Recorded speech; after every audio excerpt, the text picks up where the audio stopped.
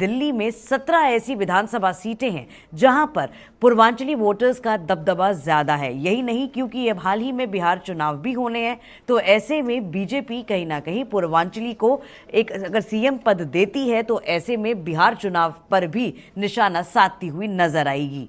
आपको बता दें कि 3 नाम काफी ज्यादा चर्चा में, जिसमें अभय शर्मा का जो नाम है वो सबसे ऊपर चल रहा है, जिन्होंने लक्ष्मीनगर सीट से जीत हासिल की है। यही नहीं, डॉक्टर पंकज कुमार का नाम भी विकासपुरी सीट से चर्चा में आ रहा है कि हो सकता है उन्हें भी सीएम चेहरे के रूप में बीजेपी आगे रखे।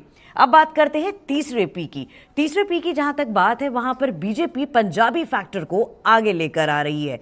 पंजाबियों का जो यहां पर दबदबा देखने को मिला है, और इस बार खास तौर से देखा गया है कि बीजेपी की तरफ से 4 पंजाबी ऐसे चेहरे हैं या सिख चेहरे हैं जो सामने आए हैं, उस पर भी बीजेपी अपना दांव सीएम के चेहरे के लिए खेल सकती है। इसमें सबसे आगे जो नाम चल रहा है वो मनजिंदर सिंह सिरसा का है, क्योंकि वो कहा जा रहा है पंजाब में एक बीजेपी अपनी पैठ बनाने की भी कोशिश कर रही है। जिस तरीके से हमने देखा था कि पंजाब के विधानसभा चुनाव में बीजेपी कोई खासा प्रदर्शन नहीं कर पाई थी, और वहां पर क्योंकि अब आम आदमी पार्टी की सरकार है तो बीजेपी कहीं ना कहीं दिल्ली से पंजाब की तरफ भी निशाना साधना चाहती है।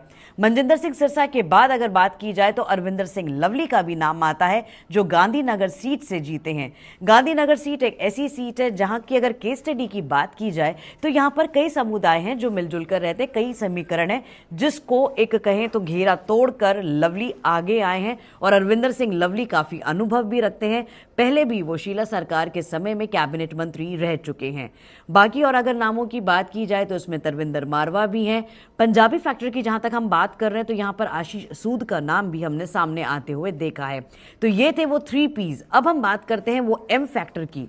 जो दिल्ली विधानसभा में सबसे ज्यादा एम फैक्टर चला है वो है महिला मतदाता का। जी हां, दिल्ली की जो आधी आबादी है उसको ध्यान में रखते हुए बीजेपी इस बार महिला मतदाता, या फिर अब कहें कि अब जो उनको लुभाती हुई तो नजर आई ही, साथ ही साथ अब जो महिला विधायक बन चुकी हैं, ऐसे में 4 महिलाएं जो हैं वो बीजेपी की तरफ से सामने आई है। इसमें सबसे आगे जो नाम चल रहा है वो रेखा गुप्ता का है। रेखा गुप्ता पहले भी आपको बताएं कि पार्षदी में रही हैं और स्थानीय नेता के तौर पर काफी ज्यादा प्रसिद्ध हैं। उसके बाद जो नाम सामने आ रहा है शिखा रॉय का आ रहा है। ग्रेटर कैलाश से सौरभ भारद्वाज जो आला नेता है आम आदमी पार्टी को, उसको हराती हुई वो नजर आई हैं। ऐसे ही जो बाकी 2 और नाम है उसमें नीलम पहलवान का भी नाम सामने आ रहा है, लेकिन जो सबसे ज्यादा नामों की चर्चा महिलाओं की तरफ से सामने आई है उसमें रेखा गुप्ता और शिखा रॉय का नाम सामने है। तो ये है वो 3 PM का जो एक हम आपको बताएं कि जो उस पे पूरा बीजेपी फोकस करती हुई नजर आ रही है। और ये 3 PM